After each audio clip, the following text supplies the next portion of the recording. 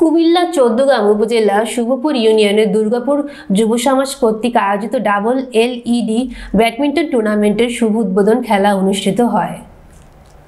শুক্রবার রাতে দুর্গাপুর মসজিদ সংলগ্ন আয়োজিত খেলায় প্রধান অতিথি হিসেবে উপস্থিত ছিলেন সিঙ্গাপুর প্রবাসী ইঞ্জিনিয়ার আবুল কালাম।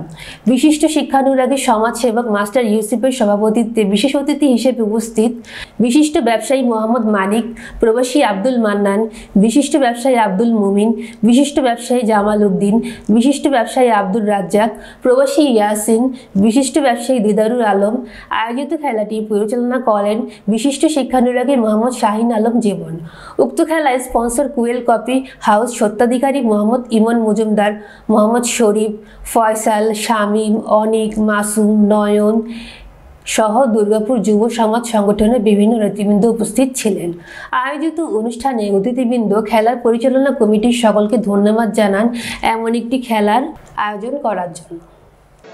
ব্যাডমিন্টন শুধু একটি খেলা নয়, এটি দক্ষতা, সহনশীলতা, দলবদ্ধতা এবং আমাদেরকে সুনির্দিষ্ট কিছু সাজেশনমূলক বক্তব্য রাখার জন্য।